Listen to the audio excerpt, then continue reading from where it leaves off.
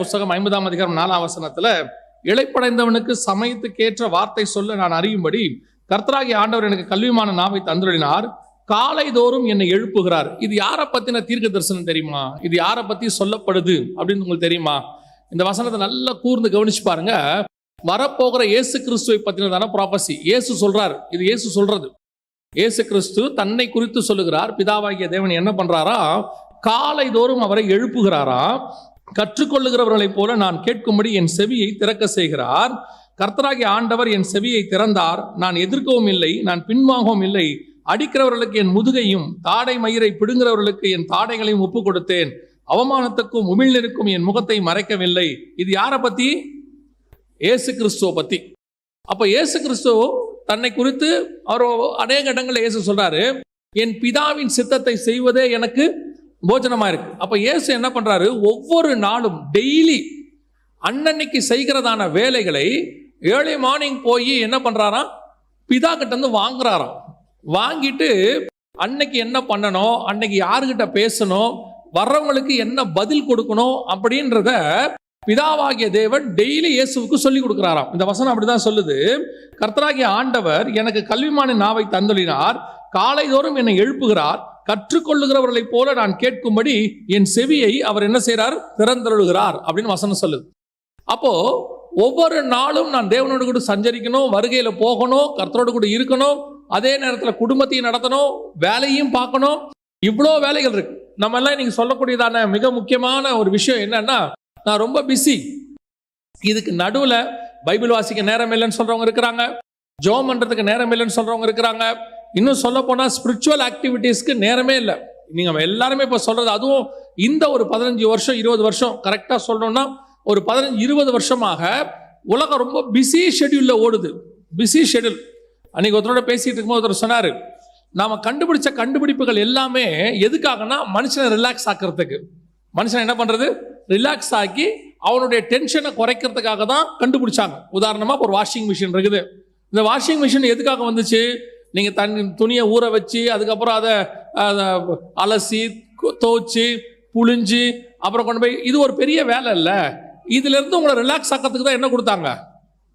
Washing machine வந்துருச்சு. இப்ப நீங்க ரிலாக்ஸா இருக்கீங்களா? ரிலாக்ஸ் ஆயிட்டீங்களா? இல்ல பாருங்க, இப்ப வாஷிங் மிஷினே உங்களுக்கு டென்ஷனா இருக்குது இல்லையா? அதுல செமி இருக்குது, ஃபுல்லி ஆட்டோமேட்டிக் இருக்குது. இப்ப இது எல்லாமே உங்களை ரிலாக்ஸ் ஆக்கி இருக்குதா? சரி, மனுஷன் நடந்து போறது, சைக்கிள்ல போறது கஷ்டமா இருக்குதுன்னு சொல்லி கார் கண்டுபிடிச்சாங்க. இப்போ கார்ல போற அத்தனை பேர் டென்ஷனா இருக்கான். ரோட்ல டிராபிக் பயங்கர டென்ஷன். இப்போ அவன் சரீர டென்ஷன் போய் மென்டல் டென்ஷனுக்கு வந்துட்டான். இப்போ என்ன கண்டுபிடிச்சிருக்கிறாங்கன்னா, கடந்த 30-40 வருஷமாக மனுஷனுடைய ஸ்ட்ரெஸ்ஸும் டிப்ரெஷனும் 100% இன்க்ரீஸ் ஆயிருக்கு. எப்போ குறையும் நினைச்சு எதெல்லாம் கண்டுபிடிச்சோமோ அதெல்லாம் இப்போ நம்மள என்ன ஆக்கியிருக்குது? அதிகமாக்கி இருக்குது. ஸ்ட்ரெஸ் அதிகமாக இருக்கு, டிப்ரெஷன் அதிகமாக இருக்குது. இப்போ எல்லாமே ஒரு காலத்தில் நல்லா படிச்சா வாழ்க்கை நல்லா இருக்கும், எதிர்காலம் சூப்பரா இருக்கும் அப்படின்னு தான் படிக்க வச்சோம். இப்போ படிப்பே பையனுக்கு டிப்ரெஷன் ஆயிடுச்சு. அதை படிச்சு முடிக்கிறதுக்குள்ளே அவனுக்கு ஒரு வழி ஆகி முடிச்சிடறான். நிறைய பிள்ளைகள் சூசைடே பண்ணிக்குது. யோசித்து பாருங்க, இந்த ஒவ்வொரு நாளும் நம்மளோட வேலை நமக்கு அவ்வளோ டென்ஷனாக இருக்கிறது. ஆனால் இப்போ நம்ம கேட்டோம்னா என்ன சொல்றோம்? இதுக்கு நடுவில் நான் எங்கெங்க ஜெபம் பண்றது, எங்க பைபிள் வாசிக்கிறது?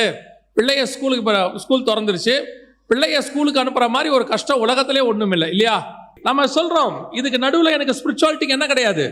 நேரமே கிடையாது. பிஸி, பைபிள் வாசிக்க முடியாது. அவங்களாம் சொல்றது என்ன சொல்றாங்க? எல்லா பிள்ளைங்க ஸ்கூலுக்கெல்லாம் போன பிறகுதாங்க பைபிளே வாசிக்க முடியும், அதுக்கப்புறம் தான் உட்காந்து ஜெபமே பண்ண முடியும். இப்ப நம்ம என்ன சொல்றோம்? முடியாது, பிஸி. ஆனா வேதம் சொல்லுது, என்ன பெரிய ப்ராசஸ். ஒரு பேழையே கட்ட வேண்டி இருக்குது, ஒரு மிகப்பெரிய பேழை கட்ட வேண்டி இருக்கிறது. உலகத்தையே காப்பாற்றுற ப்ராஜெக்ட் அவங்ககிட்ட இருக்கு. வேதம் சொல்லுது, அவன் தேவனோடு கூட சஞ்சரித்து கொண்டிருந்தான். இது எப்படி சாத்தியம்? இது எப்படி நடக்குது? இங்கதான் நிறைய நேரத்தில் இன்னைக்கு எல்லாம் சொல்றாங்க, 2 விதம் சொல்றாங்க. ஒன்று ஸ்மார்ட் ஒர்க், இன்னொன்று ஹார்ட் ஒர்க் அப்படிங்கிறாங்க. ஸ்மார்ட் ஒர்க்கான்றனா ஒரே வேலையை ரொம்ப அழகா செய்யறது, ஸ்மார்ட்டா செய்யறது. ஆனால் இந்த ஆவிக்குரிய வாழ்க்கைக்கு வரும்பொழுது உங்களுடைய ஸ்மார்ட் ஒர்க் தேவைப்படுகிறது. நீங்க ஸ்மார்ட் ஒர்க்கா இருந்தா மட்டும்தான் ஸ்பிரிச்சுவலாகவும் வேலை செய்ய முடியும். அதே நேரத்தில் வேர்ல்ட்லி ஒர்க் பார்க்கணும். வேர்ல்ட்லி ஒர்க் பார்க்காம இருக்க முடியாது. ஏனோக்கு தேவனோடு கூட சஞ்சரித்து கொண்டிருந்து குமாரரையும் குமாரத்திகளையும் பெற்றார். உலக வேலையும் நடந்திருக்குது. அந்த பக்கம் நடக்குது. நோவா பேழையை கட்டி கொண்டே தேவனோடு கூட சஞ்சரித்தார். இயேசு பிதா என்னை தனியே இருக்க விடுகிறதில்லை, ஆனாலும் உலக பிரகாரமான செய்ய வேண்டிய ஊழியங்களை செய்தார். தாவீது கர்த்தரை எப்பொழுதும் எனக்கு முன்பாக வைத்திருக்கிறேன், ஆனா யுத்தத்துக்கு போகும்போது சண்டை போடும்போது சண்டை போடுவார். அப்போ இந்த வேலையும் நடக்கணும், அந்த வேலையும் நடக்கணும். ஒரு சிலர் சொல்றாங்க, எப்பா நான் ஆண்டவரோட சஞ்சரிக்க போறேன், என்ன பண்ண போறேன், மோசே மாதிரி நான் மலைக்கு மேல போயிடுறேன், போயிட்டா அவ்வளவுதானா, அப்ப குடும்பத்தை பார்க்க வேண்டாமா? சிலர் குடும்பத்தை பார்க்க ஆரம்பிச்சிட்டாங்க. அவங்க என்ன சொன்னாங்க, இந்த குடும்பத்தை பார்க்க ஆரம்பிச்சதுல இருந்து நான் என்ன செய்ய முடியறதில்ல, ஜெபம் பண்ண முடியறதில்ல, பைபிள் வாசிக்க முடியறதில்ல. இந்த ரெண்டையும் ஒன்னா பேலன்ஸ் பண்ணி கரெக்டா செய்யறதில்ல. அதுக்கு செய்யறதுக்கு மிக முக்கியமாக நீங்கள் செய்ய வேண்டிய ஒரு ஈஸி மெத்தட் என்னன்னு கேட்டா, இந்த வசனம் சொல்லுது, ஏசாயா 54, காலை தோறும் அவர் என்னை எழுப்புகிறார், கற்றுக்கொள்ளுகிறவனை போல என் செவியை அவர் திறக்குகிறார். அங்க வசனம் சொல்லுது பாருங்க, நான் கேட்கும்படி என் செவியை. காலையில உட்கார்ந்து ஆண்டவர்கிட்ட யூ மஸ்ட், நீங்க உட்கார்ந்து ஆண்டவர்கிட்ட பேசணும். ஆண்டவர்கிட்ட பேசும்போது தான் ஒவ்வொரு நாளும் நீங்கள் செய்ய வேண்டியதை சார்ட் போட்டு ஆண்டவர் கொடுப்பாரு. இதெல்லாம் நடக்குமாங்க, வாய்ப்பு இருக்குதா அப்படின்னு கேட்டீங்கன்னா, இல்லாத விஷயத்த சொல்லல. ஏசாயா 54 சொல்லுது, ஒவ்வொரு நாளும் நாம் செய்ய வேண்டியதை என்ன செய்யணும், இளைப்படைந்தவனுக்கு சமயத்துக்கு ஏற்ற வார்த்தை சொல்லும்படி. ஏன் இயேசு எல்லாருக்கும் பெர்ஃபெக்ட்டா பதில் கொடுத்தாரு? இயேசு அத்தனை பேருக்கு, பரிசேயர்களுக்கு ஒரு பதில், அதே வேதவாரர்களுக்கு ஒரு பதில், அதே நேரத்தில் சமாரிய ஸ்திரீக்கு பேசும்போது அவங்களுக்கு வேற பதில், 100க்கு அதிபதி வரும்போது வேற பதில், சீஷர்களுக்கு வேற மாதிரி பதில். யார் யாருக்கு என்னென்ன பதில் கொடுக்கணும், எப்படி பேசணும் அப்படிங்கிறத பிதா காலையிலே அவருக்கு சொல்லிடுவாராமா. நான் சொல்றது ஒரு உதாரணம், ஒரு டைம் டேபிள்னு வச்சுக்கோங்க. பிதா காலையிலே சொல்லிடுவாரு, இன்னைக்கு உன்னை பார்க்க 12 சீஷர்கள் வருவாங்க, இந்த 12 பேரை நான் செலக்ட் பண்ணியிருக்கிறேன், இந்த வர 70 பேர்ல இந்த 12 பேரை செலக்ட் பண்ணு அப்படின்னு சொல்லிடுவாராம். அது மட்டும் இல்ல, அடுத்து இன்னைக்கு நீ ஒரு சமாரிய ஸ்திரியை பார்க்கணும், அந்த அம்மா வச்சு ஒரு கிராமத்தை ரட்சிக்க வேண்டியிருக்கு, அந்த அம்மா இந்த மாதிரி பேசும், அந்த அம்மாவுக்கு இந்த மாதிரி பதில் கொடுங்க. பிதா அவருக்கு சொல்லிடுவாராம். இயேசு கிறிஸ்து இருக்கக்கூடிய ஒரு அற்புதமான குணாதிசயம். நம்ம வாழ்க்கையில ஏன் இவ்வளோ டென்ஷன்? டெய்லி சிலர்லாம் பார்த்தீங்கன்னா 40 வயசுல பிபி, 35 வயசுல சுகர். காரணம் என்ன கேட்டா ஒரே வார்த்தை சொல்றாங்க, பயங்கர டென்ஷன், ஸ்ட்ரெஸ், டிப்ரெஷன். இயேசுநாதருக்கு உலகத்தையே சுமந்து தீர்க்கிற பிரச்சனை, அவருக்கு ஸ்ட்ரெஸ்ஸும் இல்லை, டிப்ரெஷனும் இல்லை. அவர் ரொம்ப கூலா இருக்காரு, ரொம்ப கூலா இருக்கிறாரு.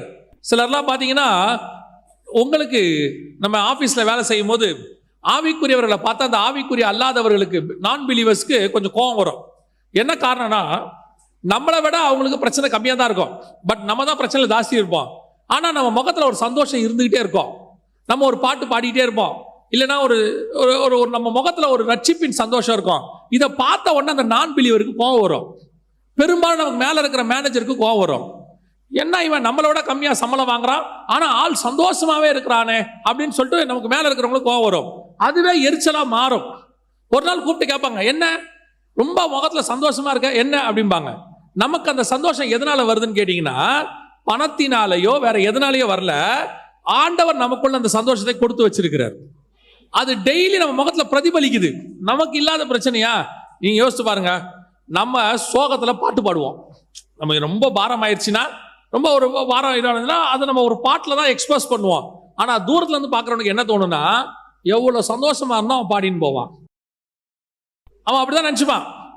நான் ஊழியத்துக்காக வெளிநாட்டிலேருந்து வந்துட்டேன். வந்து ஒரு 11 மாதம் எனக்கு ஊழியமே கிடையாது. அப்போ என் நண்பர் ஒருத்தர் நான் பிலீவர், அவர் என் கூட இருந்தார். அவர் பக்கத்து வீடு. நான் அவர் தான் டெய்லி போவோம் வருவோம். எனக்கு பிரச்சனைக்கு நடுவில் பாட்டு பாடிட்டே இருக்கணும். எனக்கு பாடினா தான் நான் ரிலாக்ஸ் ஆவேன். அப்போ நான் என்ன செய்கிறேன், பாடிட்டே இருக்கிறேன். ஒரு நாள் எங்கள் அம்மா கிட்ட போய் என் ஃப்ரெண்டு கேட்குறாரு, அம்மா எனக்கும் அவனுக்கும் ஒரே பிரச்சனை, 2 பேருக்கும் 2 பிள்ளைகள், எனக்கும் ஃபீஸ் கட்டுற ப்ராப்ளம் இருக்குது, அவனுக்கும் இருக்குது, எனக்கு நல்லா தெரியுது. இன்னும் சொல்ல போனால் எனக்காவது கொஞ்சம் சோர்ஸ் இருக்குது, அவன் ரொம்ப கஷ்டப்படுறான்னு தெரியுது. ஆனால் எப்படிம்மா அவன் சிரிச்சுக்கிட்டே இருக்கிறான் அப்படின்றான், பாட்டு பாடிட்டே இருக்கிறான். காரணம் என்ன? இது வேற எதாலேயும் வந்ததல்ல, கர்த்தர் நம்மோடு கூட இருந்து அதை ஏற்படுத்துகிறார். உங்களுக்குள்ள ஆண்டவர் இருந்தால் அந்த சந்தோஷம் தானாய் வரும். அந்த ரிலாக்ஸ், உங்களை டென்ஷன் ஆகாம கர்த்தர் பார்த்துப்பார். எவ்வளவு பிரச்சனை வேணா இருக்கட்டுமே, அதுக்கு நீங்க செய்ய வேண்டிய பிரதானமான வேலை என்னன்னா, காலை தோறும் உங்களை அவர் எழுப்புகிறாராம். காலையில ஏர்லி மார்னிங். இன்னைக்கு கிறிஸ்தவர்கள் கிட்ட இல்லாத ஒரு சுபாவமாய் மாறிடுச்சு. வாசிங்க, மார்க் எழுதின சுவிசேஷம் 1ஆம் அதிகாரம் 33, 34, 35 வாசிங்க. பட்டணத்தார் எல்லாரும் வீட்டு வாசலுக்கு முன்பாக கூடி வந்தார்கள். பலவிதமான வியாதிகளினால் உபத்திரவப்பட்டிருந்த அநேகரை அவர் சொஸ்தமாக்கி அநேகம் பிசாசுகளையும் துரத்திவிட்டார். அந்த பிசாசுகள் தம்மை அறிந்திருந்தபடியால் அவைகள் பேசுகிறதற்கு அவர் இடங்கொடுக்கவில்லை. அவர் அதிகாலையில் இருட்டோடே எழுந்து புறப்பட்டு வனாந்தரமான ஓரிடத்திற்கு போய் அங்கே ஜெபம் பண்ணினார். நைட்டு முழுக்க என்ன நடந்திருக்குது? ஊழியம் நடந்திருக்குது நைட்டு முழுக்க. இன்னும் நீங்க மத்தியில அது இருக்கு, போய் வாசித்து பாருங்க. நெடுநேரம் அவர் சுகமாக்கி கொண்டிருந்தார்னு இருக்குது. ஆனால் வசனம் சொல்லுது, இவ்வளோ மினிஸ்ட்ரியை முடிச்சுட்டு அவர் அதிகாலையில் இருட்டோடு எழுந்து. அப்படின்னா என்ன அர்த்தம்? அவர் வேலை இருக்குது, யார் இங்க வேலை இல்லைன்னு சொல்லல. ஆனால் early morning prayer is very important. அதிகாலையில், இந்த அதிகாலை என்கிறதை எல்லா கிறிஸ்தவர்களும் கண்டிப்பாக செய்ய வேண்டியது. இது ஆப்ஷனே கிடையாது, நோ மோர் ஆப்ஷன். ஏன்னா காலை தோறும் அவருடைய கிருபை எப்படி இருக்கிறது? புதிதா இருக்கிறது. காலை தான், அதுவும் ஏர்லி மார்னிங். அதுவும் ஒரு ஊழியத்துக்குள்ள இருக்கிறவங்க, ஆவிக்குரிய வாழ்க்கையில் இருக்கிறவங்க, ஊழியம் செய்ய விரும்புறவங்க, அல்லது குடும்பத்தை சக்சஸ்ஃபுல்லா நடத்தணும்னு நினைக்கிறவங்க, வியாபாரம் சக்சஸா இருக்கணும்னு நினைக்கிறவங்க, உங்க லைஃப்ல கர்த்தர் இருந்து சக்சஸா போகணும்னு நினைக்கிற அத்தனை பேரும் செய்ய வேண்டிய மிக முக்கியமான practice, exercise early morning prayer. பெற்றோருக்கு சொல்லுகிறேன், பிள்ளைகளை காலையில எழுப்புங்க, ஏர்லி மார்னிங் எழுப்புங்க. நீங்களே என்னத்த பாவம் பார்க்காதீங்க. ஐயோ பாவம் பிள்ளை ஸ்கூலுக்கு போகுது, ஸ்கூலுக்கு தான் போகுது. நீங்க சொல்றது எப்படி இருக்குன்னா, அது AK-47 எடுத்துக்கிட்டு வார் ஃப்ரண்ட்டுக்கு போகுதுன்ற மாதிரி இருக்குது. அது ஸ்கூலுக்கு போகுது, அது ஸ்கூலுக்கு போகுது. அதுவும் என்ன போகுது? காலையில தூக்கி ஒரு மூட்டையை தூக்கி அது மேல போடுறீங்க, 7:30 போகுது. இருக்கட்டும், இது எல்லாம் அது ஒரு வருஷம் பாஸ் பண்றதுக்காக நீங்க பண்றது. ஆனா உங்க பிள்ளை லைஃப்ல பாஸ் பண்ணணும்னா உங்க பிள்ளைக்கு நீங்க சொல்லிக் கொடுக்க வேண்டியது ஏர்லி மார்னிங் பிரேயர். இது ரொம்ப முக்கியம். இன்னைக்கு ஆவிக்குரிய குடும்பங்கள் அல்லது கிறிஸ்தவ குடும்பங்களில் காலை ஜெபம் கிடையாது. காலையில ஒரு 3 மணிலிருந்து, எங்க 3 மணியா அப்படின்னு கேட்காதீங்க, 3 to 6 தான் இருக்கிறதுலே best time for the prayer. 3 to 6, 6க்கு முடிச்சிடணும். 3 to 6னா ஆரம்பிக்கிறது இல்லை, 6க்குள்ள முடிச்சிடணும், பெஸ்ட் டைம். நான் சொல்லல, சயின்ஸே சொல்லுது. இதை நம்ம ஆண்டவர் தான் ஃபர்ஸ்ட் சொல்லியிருக்கிறார். எங்கன்னா வாசிங்க, ஆதியாகமத்தின் புஸ்தகம் 3ஆம் அதிகாரம் 8வது வசனம் வாசி. ஆதியாகமம் 3:8 வாசி. பகலில் குளிர்ச்சியான வேளையிலே தோட்டத்தில் உலாவும் தேவனாகிய கர்த்தருடைய சத்தத்தை அவர்கள் 3 மணிக்கு அவர் என்ன பண்றாரு? காலையில பகலில் குளிர்ச்சியான வேலை. பகல்ல குளிர்ச்சியான வேலை என்ன தெரியுமா? எல்லா நாட்டிலையும் எடுத்திருக்கிறாங்க, ஆல் ஓவர் த வேர்ல்டு. எல்லா நாட்டிலையும் ஒரு நாட்டுக்கு குளிர்ச்சியான டைம் எது அப்படின்னு பார்த்தா, ஜனங்க எல்லாம் படுத்து, வாகனம் எல்லாம் ஓடி, கூடுமான வரைக்கும் எல்லாம் சைலண்ட் ஆகி, அது வரைக்கும் இருந்த சூடெல்லாம் குறைஞ்சி, ஒரு அமைதியா ஒரு இருக்கிறதுலயே அங்க ஒரு சில்லுன்னு இருக்கக்கூடிய கிளைமேட் எத்தனை மணிக்கு வருதுன்னா, ஏர்லி மார்னிங் 3 o'clock தான் வருதாமா. Early morning 3 o'clock. நீங்க கூட பாருங்க, நல்லா தூங்கும் போது 10 மணிக்கு கூட படுத்துருவீங்க, ஆனா 3 மணிக்கு ஏசி ஆஃப் பண்ணிடுவீங்க. அந்த 2-3 மணி ஆகும்போது குளிர் உச்சத்துக்கு போகுது, நம்மள அறியாம 2 டிகிரி இன்க்ரீஸ் ஆகும். ஏன்னா எல்லாம் ஓடி அடங்கும் போது ஆட்டோமேட்டிக்கா குளிர் ஆகுதுன்னு சொல்றாங்க. அதே நேரத்துல நம்ம பாடியும் பகல் ஃபுல்லா ஓடி, நீங்க 9-10 மணிக்கு படுத்துட்டா கூட காலைல ஒரு 3 மணி போலதான் நம்ம பாடி ஃபுல்லா அமைதியான ஒரு இடத்துக்கு மைண்ட் வருதாமா. அதான் ரைட் டைம் ஃபார் மெடிடேஷனுங்கிறான், 3 to 6. இந்த அதிகாலை குளிர்ச்சியான நேரம், ஏர்லி மார்னிங் இருட்டோடு அப்படின்னு பார்த்தோம்ல, இதை நம்ம அத்தனை பேரும் எழுந்திருக்கணும். நாங்க எங்க பைபிள் காலேஜில் தங்கி இருக்கிறோம். நான் அது நீங்க விளையாட்டாவும் எடுத்துக்கலாம், பட் எனக்கு அது சீரியஸ். எங்க பைபிள் காலேஜுக்கு பின்னாடி ஒரு மயில் இருக்குது, அது ஒரு காடு மாதிரி மயில் இருக்குது. அந்த மயில் 4:30 மணிக்கு அகவும். மயில் குயில் தான் கூவும், மயில் அகவும். மயில் கத்தோன்னு வச்சுக்கோங்களேன், உங்க பாஷையில சொன்னா எத்தனை மணிக்கு கத்தோம்னா 4:30 மணிக்கு கத்தோம். நான் 3:30க்கு எழுந்திரிச்சு ஜோம் பண்றாள். நான் 3:30 மணிக்கு ஜோம் பண்ணுவேன், கரெக்டா ஒரு 4:30 மணிக்கு அந்த சவுண்டு வரும். ஒரு நாள் நான் 4:30 வரைக்கும் தூங்கிட்டேன். 4:30 மணிக்கு எழுந்திரிச்சு ரெஃப்ரெஷ் ஆகிட்டு இருக்கிறேன், மயில் கத்துது. உண்மையிலே ஆத்மாக்குள்ள ஒரு துக்கம் வந்துருச்சு. இன்னைக்கு மயில் முந்திரிச்சு. டெய்லி நான் தான் முந்துவேன், இன்னைக்கு மயில் என்ன செஞ்சிருச்சு? முந்திருச்சு. மறுநாள்ல இருந்து உற்றக்கூடாது. ஆவியானவர் சொன்னார், உற்றாத, காலைல ஏந்திரி, நீயா அதுவான்னு பார்த்துருவோம். அந்த மாதிரி கர்த்தரை துதிக்கிறதுக்கு காலையில் எழுந்திருக்கிறதுக்கு போட்டி வரணும், இயற்கையோட போராடணும். இயற்கையெல்லாம் ஏர்லி மார்னிங் நல்லா கவனிச்சு பாருங்க, பறவையெல்லாம் நைட்டு சவுண்டே கொடுக்காது. கரெக்டா காலையில 4:30 மணிக்கு பாருங்க எல்லா சவுண்டும் வரும். காக்கா கத்துற சவுண்டு, குருவி கத்துற சவுண்டு, மயில் கத்துற சவுண்டு, எல்லாம் வசனம் சொல்லுது காலை தினம் எல்லாம் கர்த்தரை நோக்கி பார்க்குதான், கர்த்தரை துதிக்குதான். அது துதிக்கிறதுக்கு முன்னாடி நாம துதிக்க ஆரம்பிச்சிடணும், நாம முந்திக்கணும். ஆண்டவர் ஆராதிக்கிற ஆராதனை நம்ம ஆராதனையா இருக்கணும். பரலோகத்துல இருந்து எங்க சவுண்டு வருதுன்னா நம்ம சவுண்டா இருக்கணும். அது அப்படி ஒரு வைராக்கியம் வரணும். உங்க வீட்டில் அப்படி ஒரு சவுண்டு வந்துச்சுன்னா யோசிச்சு பாருங்க, பரலோகத்தினுடைய விஷன் நேரம் உங்க வீட்டில் இருக்கும். தேவ தூதர்கள் ஏறுகிறதும் இறங்குகிறதும் உங்க வீட்டில் இருக்கும். இப்படி சபையில் இருக்கிற எல்லா விசுவாசியும் 3-4 மணிக்கு ஏஞ்சி ஜெபம் பண்ண ஆரம்பிச்சா யோசிச்சு பாருங்க, அதற்கு பேர் தான் ரிவைவல், அதற்கு பேர் தான் எழுப்புதல். எழுப்புதல் என்பது வெளியிருந்து உள்ளே வராது, எழுப்புதல் என்பது உள்ள இருந்து வெளியே போகும். அதான் முக்கியம். எழுந்திருக்கிறோமா, ஒரு பேசிக் இதான். ஆனா இதான் பிரைமரி.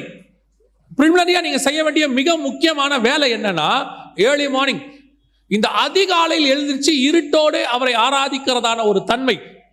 ரெண்டாவது, அதே வசனம் எப்படி இருக்குன்னு கவனிச்சுல வாசிச்சு பாருங்க. மார்க் 1:35 திருப்பி வாசிங்க பார்ப்போம்.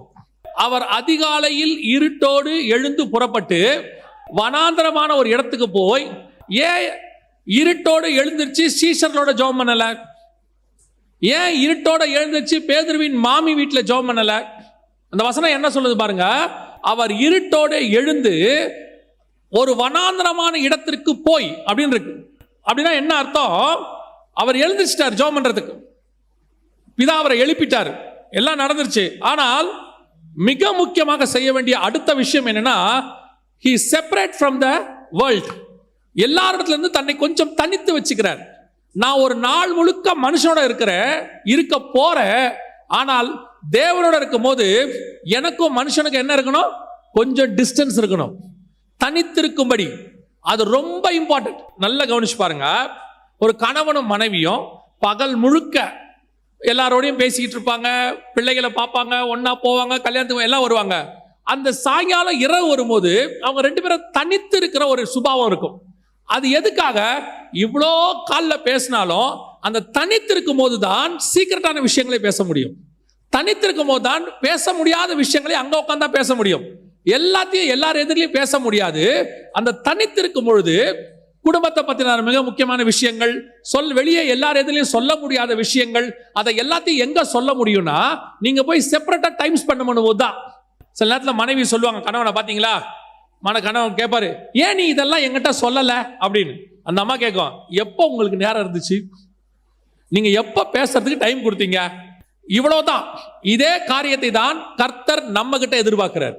நீ ரொம்ப பிஸியா இருக்கிறப்பா, உங்ககிட்ட எந்த விதமான எனக்கு டைம் ஸ்பெண்ட் பண்றதுக்கு நேரமே இல்லை. ஆனா எனக்கு தேவை நீ என்னோடு கூட தனித்திருக்கிற ஒரு காரியம். இப்போ வாசிங்க, இது எங்க இருக்குன்னு நல்லா கவனிச்சு பாருங்க. ஆதியாகமத்தின் புஸ்தகம் 24ஆம் அதிகாரம் 63வது வசன வாசி. ஈசாக்கு சாயங்கால வேளையிலே தியானம் பண்ண வெளியிலே போயிருந்து. இது என்ன வெளியிலே போயிருந்து?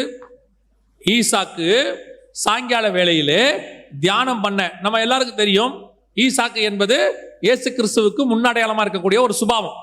ஏன்னா ஈசாக்கு தான் மலை மேல கட்டையை தூக்கிட்டு போனாரு, இயேசு கிறிஸ்து சிலுவை தூக்கிட்டு போனாரு, அங்க பலி கொடுக்க போனாரு, இவரையும் பலி கொடுத்தாங்க. அதுக்கு பதிலாக ஒரு ஆட்டு பலியாச்சு, இங்க ஆட்டுக்குட்டியானவர் பலியானாரு. ஈசாக்கு ஒரே குமாரன், இவர் ஒரே பேரான குமாரன்.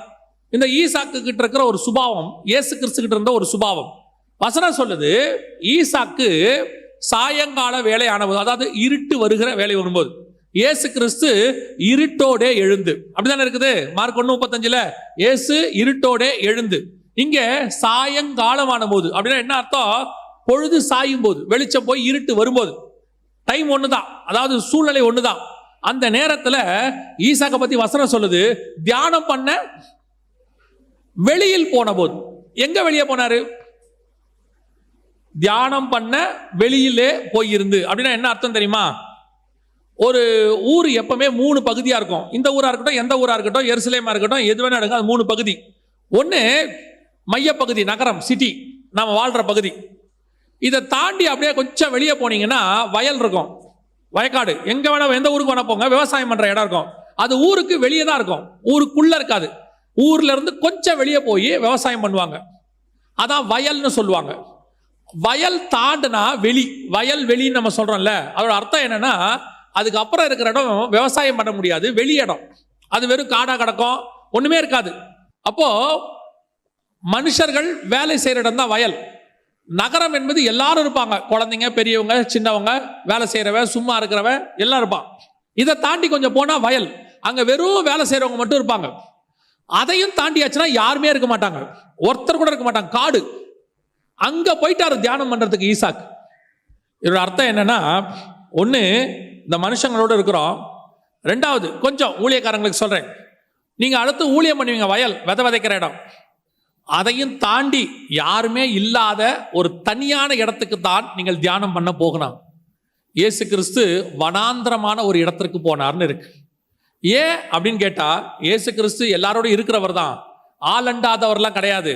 ஆனால் எப்ப அவர் தேவனோடு கூட இருக்கணும்னு முடிவு பண்ணிட்டாரோ அந்த நேரத்தில் வேற யாரோடும் அவருக்கு தொடர்பு இல்லை. ஒன்னு தேவனோடு, இல்ல மனுஷனோடு.